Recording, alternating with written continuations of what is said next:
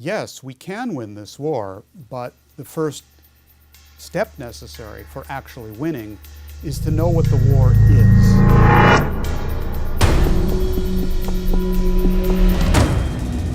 Imagine a private club where presidents, prime ministers, international bankers and generals rub shoulders, and where the people running the wars, the markets and governments say what they never say in public.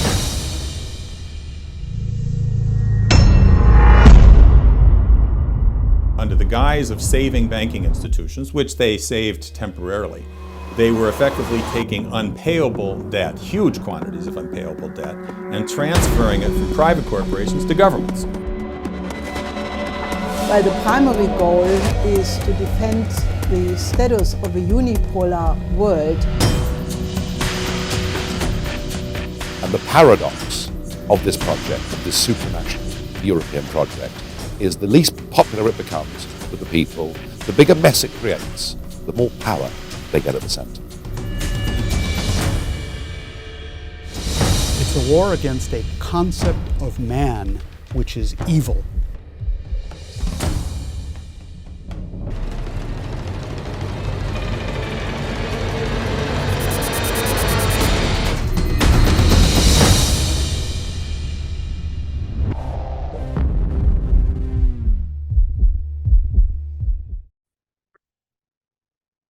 Bueno, buenas tardes otra vez, soy Daniel Sturia, estamos de vuelta, esto es nuestro tercer episodio. En el último episodio contamos sobre las reuniones de Club Bilderberg, en sí los protocolos de la reunión, cómo se toman las decisiones y después cómo estas decisiones, bueno, se convierten en políticas gubernamentales a nivel planetario. Ahora, en este episodio, yo os quiero hablar de un grupo hermano o una organización grupo hermano del Club Bilderberg. Entonces, como suele suceder con las series de televisión convencionales, existen de verdad organizaciones secretas sucedáneas similares al Club Bilderberg. De hecho, a finales del siglo XIX, en 1891, Cecil Rhodes estableció una sociedad secreta denominada Círculo de Iniciados, que al igual que la mayoría de las organizaciones, contaba con un individuo, un pequeño grupo, digamos, un grupúsculo de personas en su núcleo. Entonces, Lord Milner, que comentamos en el episodio pasado, agente bancario de la familia Rothschild, el principal fideicomisario de la fortuna Cecil Rhodes, creó un círculo externo en torno a este círculo de iniciados, al que llamó Asociación de Asistentes, denominado también como Grupo de la Mesa Redonda. Y la mesa redonda fue transformada más tarde por el coronel Edward Mandell House, el economista británico John Maynard Keynes, el historiador economista Arnold Toynbee, el pro-nazi exsecretario de Estado de Estados Unidos John Foster Dulles y otros, en un consejo, digamos, formal de conocimiento público denominado el Instituto de Asuntos Internacionales. En el año 1921, los conspiradores decidieron dividir el Instituto de Asuntos Internacionales y una rama estadounidense, lo llamaron Consejo de Relaciones Exteriores, y otra británica, que comentamos en el episodio anterior, Real Instituto de Asuntos Internacionales, o Chatham House.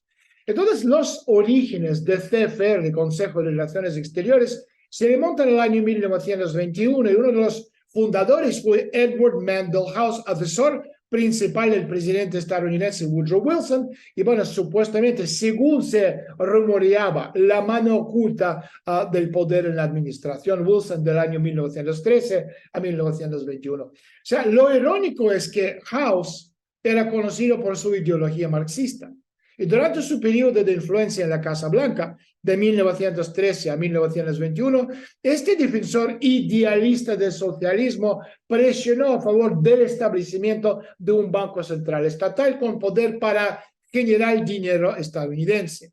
Y aunque en 1913 el Congreso de Estados Unidos, bueno, seguía siendo controlado o controlando la moneda nacional, la aprobación en ese año de la ley de la Reserva Federal provocó el traspaso de poderes del Congreso a un banco central privado, porque esto es lo que es la Reserva Federal. No es un banco nacional, es un banco privado que presta dinero al gobierno estadounidense. Entonces, House propuso también la 16ª enmienda, a la Constitución de Estados Unidos, que introdujo el impuesto sobre la renta graduado, que antes no existía en Estados Unidos.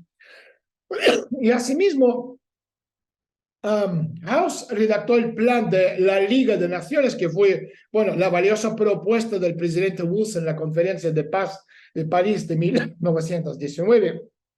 Y Wilson aprobó el borrador de House casi en su totalidad, y su corrección se limitó prácticamente a la fraseología. Y cuando finalizó el mandato de Wilson en 1921, House y sus simpatizantes que compartían su ideología establecieron el Consejo de Relaciones Exteriores. Y desde el principio, su compromiso de crear un gobierno mundial único basado en un sistema de financiación global centralizado, bueno, atrajo una mezcla, digamos, de los más extraños, que englobaban tanto a capitalistas como a los socialistas, tanto a oportunistas como a idealistas, entre este popurrí de la élite estadounidense de esa primera reunión. Se contaban muchísimos ricos y famosos. Ahora, en el transcurso de un año, las fundaciones Rockefeller y Fundación Carnegie acordaron financiar el programa y el crecimiento del Consejo de Relaciones Exteriores. Y el presidente Franklin Roosevelt se ocupó de llenar el Departamento de Estado de miembros del Consejo de Relaciones Exteriores en 1940, años desde que se siguió colocando a generaciones y generaciones posteriores de personal vinculado al Consejo de Relaciones Exteriores.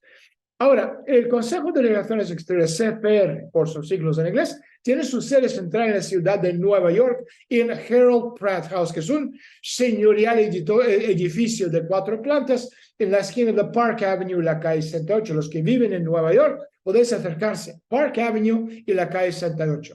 Y la viuda del heredero de la fortuna de Standard Oil Rockefeller, Charles Pratt, donó el edificio para que pudiera establecerse ahí el Consejo de Relaciones Exteriores en el año 1929. Y en el año 2006, el CFR contaba con más de 4,000 miembros temporales o vitalicios pertenecientes a esta élite del poder de Estados Unidos, aunque este consejo tiene una gran influencia en el gobierno. O sea, lo que es cierto es que la mayoría de los estadounidenses, sin hablar de la gente de otros países, no son conscientes que esta organización existe.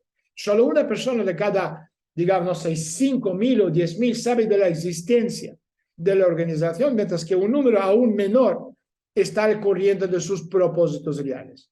Entonces, cuando formularon esta pregunta en la reunión de la CIA americana hace 40 años, Katharine Graham, miembro del Consejo de Relaciones Exteriores y legendaria directora de Washington Post, respondió ante la audiencia y dijo: hay ciertas cosas sobre nosotros que el público no necesita ni debería saber. El historiador americano Arthur Schlesinger Jr. calificado a CFR de organización tapadera para el núcleo de la clase dirigente estadounidense. Newsweek, con los periódicos o revistas más famosas de Estados Unidos, se ha referido a los líderes de CFR como el gobierno de Estados Unidos en materia de política exterior. Y Richard Rover escribió en la revista Esquire, también una de las famosas revistas americanas, que los concebía como una especie de presidio para esa parte de la clase dirigente que guía nuestro destino como país. Más de 200 periodistas, corresponsales ejecutivos del mundo de la comunicación pertenecen al CFR y defienden el derecho del grupo a mantener debates privados sobre la base de que supuestamente es necesario un foro en que los líderes implicados pueden expresarse libremente y analizar acontecimientos cruciales que afectan la orientación de la política estadounidense en la economía mundial, si es que tiene esperanzas de desarrollar soluciones o políticas nacionales e internacionales, o ambas cosas a la vez. Entonces, una vez anunciadas estas soluciones o políticas, el Consejo de Relaciones Exteriores acepta de buen grado la cobertura mediática y el debate público. Y esto implica que deberíamos aceptar, ¿ok?, sin más, el informe del Consejo de Relaciones Exteriores del año 1987, que está publicado, de hecho, en la página web del CFR. Y sin embargo, cuando una organización, un organismo no tolera que sus debates, sus actividades salgan a la luz pública, bueno, hay que sospechar, ¿no?, de la información que ellos están proporcionando. Y entonces la pregunta lógica, ¿ese informe refleja fielmente el hecho o los hechos a los que el Consejo quiere que veamos y creamos? Ahora, para complicar todo esto aún más, existe otra organización paralela que tiene el mismo objetivo de crear un único gobierno mundial, con la diferencia de que sus miembros representan alianzas no americanas, como el caso de CFR o la organización de OTAN, que es el caso de Club Bilderberg, sino estamos hablando del comercio planetario, Américas y Europa y Asia. Y esta organización se llama la Comisión Trilateral y fue fundada y financiada por David Rockefeller y Zbigniew Brzezinski en 1973. Bueno, de hecho hablaremos de ellos, hablaremos más adelante. Ahora, muchos de los miembros del Consejo de Relaciones Exteriores y del Club Bilderberg obviamente se unieron también a la Comisión Trilateral. Y mientras que el Consejo de Relaciones Exteriores engloba a miembros del origen únicamente estadounidense, el Club Bilderberg, como comenté, se limita a individuos de Estados Unidos, Canadá y Europa Occidental. Estamos hablando de los países de las fuerzas de la OTAN. La Comisión Trilateral reúne agentes del poder global, tal como vamos a hablar, repito, más adelante. Entonces, David Rockefeller, cuya familia financió el Consejo de Relaciones Exteriores, es el denominador común de todos esos grupos paralelos. Es presidente honorífico del CFR, ya murió, obviamente, está muerto. En su época, era presidente honorífico del CFR y también, obviamente, uno de los pesos pesados de la Comisión Federal y también, obviamente, del Club Bilderberg.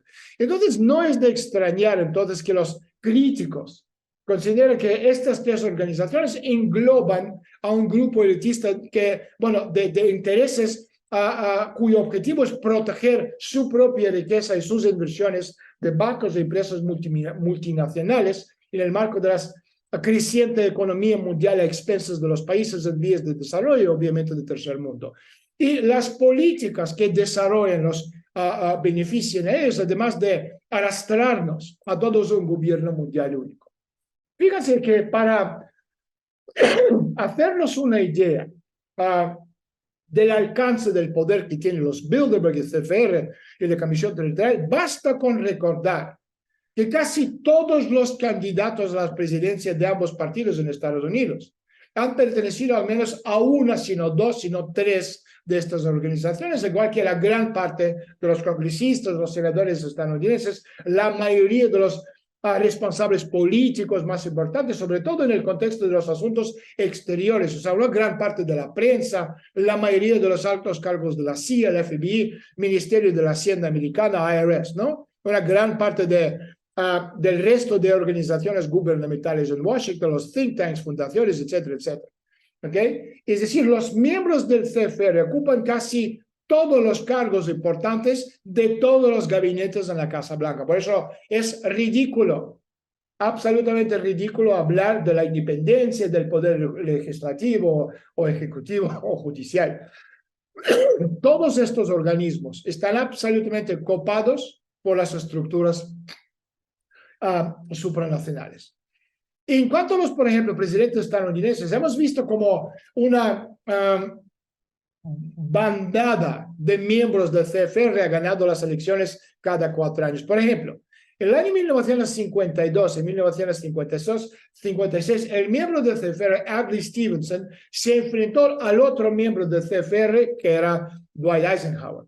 En 1960 fue el miembro del CFR, Richard Nixon, frente a otro miembro del CFR, John F. Kennedy. En 64, la ala conservadora del Partido Republicano dejó pasmada a la clase dirigente al proponer como candidato a Barry Goldwater en vez de Nelson Rockefeller por razones obvias. Este último y la ala de CFR tachaban a Barry Goldwater de radical peligroso que aboliría la seguridad social, lanzaría bombas atómicas en Hanoi y en general sería la reencarnación del dictador fascista Mussolini.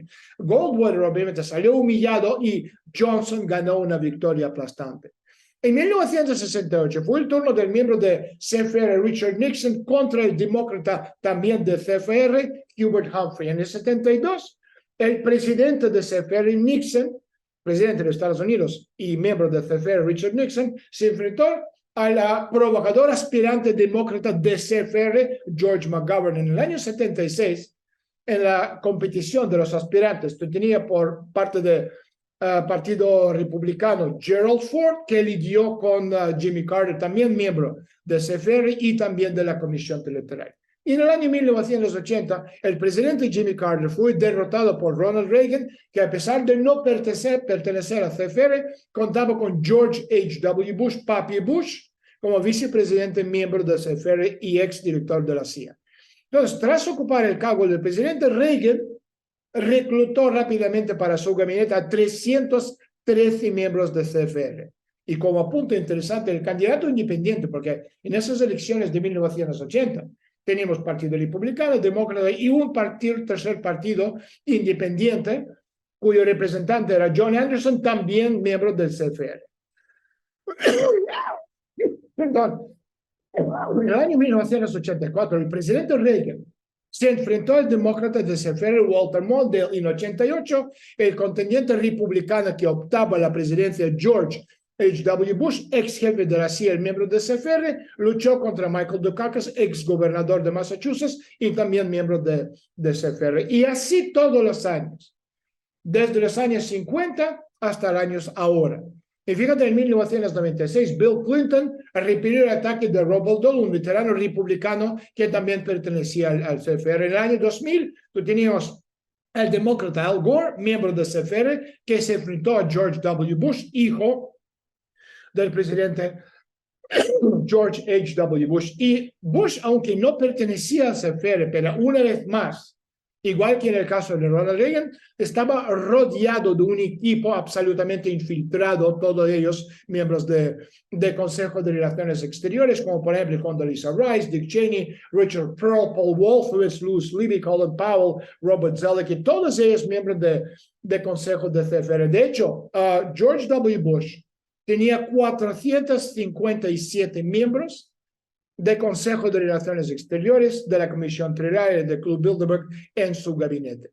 De hecho, si miramos de 1928 a 1972, todas las elecciones presidenciales le han ganado miembros del CFR, excepto en el caso de Lyndon Johnson, que compensó con creces a la clase dirigente al colocar mayor número de altos cargos por aquella época en miembros del CFR. Estamos hablando de 387 miembros de CFR en el gabinete de Lyndon Johnson. Otro caso es George Wallace, candidato demócrata a la presidencia estadounidense en 4 ocasiones en la década de los años 60 y 70, hizo una famosa observación. Él dijo que no hay ni un gramo de diferencia entre los partidos demócratas y republicanos, y obviamente tiene razón, ya que las políticas gubernamentales no parecen cambiar nunca, aunque haya habido una notable variación, el cambio de filosofía, entre comillas, de un partido político al otro. Y de hecho, hoy en día, si estamos viendo los dos partidos, la única diferencia entre el Partido Republicano y Demócrata es el derecho de aborto. El resto es absolutamente lo mismo.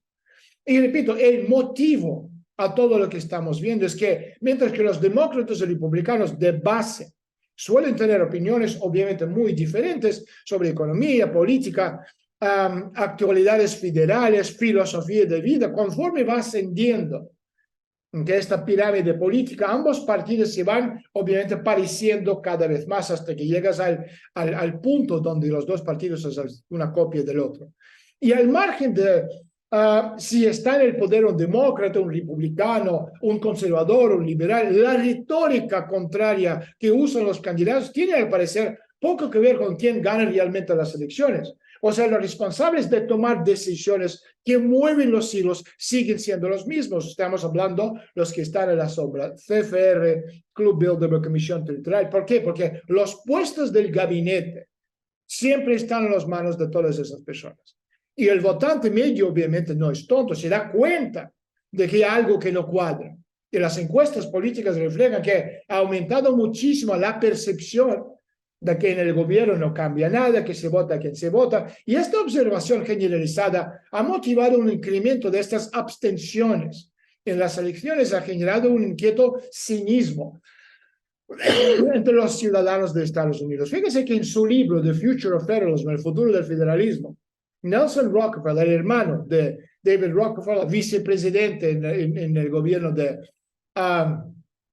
Gerald Ford en 1975-76, él decía en la actualidad ningún país puede defender su libertad o satisfacer las necesidades y aspiraciones de su propio pueblo desde dentro de sus países, propias fronteras y contando solamente con sus propios recursos. Así el Estado-nación, solo, amenazado de muchas formas, nos parece tan anacrónico como acabaron siendo las ciudades-estados griegas de la antigüedad.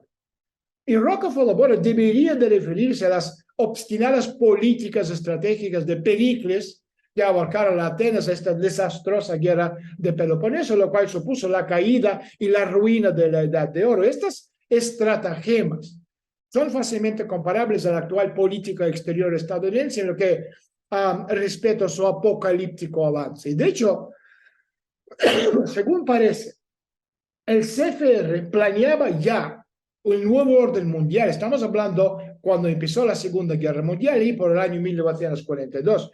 Un editorial en la segunda página de Baltimore News Post del 8 de diciembre de 1941, o sea, la guerra con la Unión Soviética, empezó el 22 de junio de 1941, 8 de diciembre las tropas nazis están a las puertas de Moscú y Baltimore News Post, en su editorial de 8 de diciembre de 1941, el día después del bombardeo, de hecho, de Pearl Harbor, preveía la existencia de una nueva Liga Mundial, la cual formularía una declaración básica de los derechos humanos y para, según ellos, proteger los derechos, el sistema tendrá poder para ocuparse de los individuos y castigarles en algunos casos. ¿Qué tal? Además, fíjense que la ONU empezó con un grupo de miembros de CFR denominado Grupo de Programa Informal, que redactó un borrador de la propuesta original de la ONU y convocó a 3 abogados de CFR que lo declararon constitucional. Y a continuación presentaron la propuesta al presidente Roosevelt, que le anunció el día siguiente al pueblo americano. Y cuando las Naciones Unidas celebraron su conferencia inaugural en San Francisco, más de 40 de los representantes estadounidenses eran miembros del Consejo de Relaciones Exteriores. De nuevo, en 1949, el doctor Quincy Wright, miembro del CFR, experto en Derecho Internacional de la Universidad de Chicago, bueno, realizó la primera, digamos, más clara declaración de su opinión acerca de este nuevo orden mundial, un gobierno común para todo el mundo que limitaría la soberanía nacional y también la independencia de cada país. Y el hecho de que esta declaración al inicio de la Segunda Guerra Mundial, no fue criticada ni comparada al término nuevo orden hitleriano, pone de manifiesto lo arraigado que estaba el concepto de aislamiento estadounidense en aquella época. Nadie, absolutamente nadie, se dio cuenta de la similitud entre los objetivos del Estado nazi y los de esa ideología. Bueno, entonces, en una carta a un miembro, a la fecha de 21 de noviembre de 1933, el presidente americano Franklin Delano Roosevelt escribía, en realidad él decía, la verdad es que como tú y yo sabemos, un elemento financiero en los grandes centros de poder ha tenido en su poder el gobierno americano desde la época de Andrew Jackson. Y si este es su objetivo final, o sea, crear un único mercado global gestionado por un gobierno mundial único que a su vez controla sus tribunales, centros escolares, los hábitos de lectura, de consumo de la población, la propaganda, la forma de pensar y de vivir, patrullado por un ejército mundial con sus mercados financieros regulados por un banco mundial y con una moneda global única. Bueno, no podemos permitirnos el lujo de ignorar lo que nos está ocurriendo tanto a nosotros como en el mundo en que vivimos, porque lo que estoy contando ahora es justo lo que estamos viendo hoy en día. Bueno, es todo para hoy. Esto es el episodio número 3. En el próximo episodio número 4, os quiero contar sobre las operaciones encubiertas del Consejo de Relaciones Exteriores con el fin de que influir en la opinión pública, sobre todo hacia la política que les favorecen, les promueven. Bueno, ya está. Gracias por estar con nosotros. No olvides apuntarse, dejar su comentario y decirnos lo que le gusta, lo que quieres ver en el futuro. Por favor, dale like. Por favor, dale like. Soy Daniel Stulin. Nos vemos en el próximo episodio. Adiós.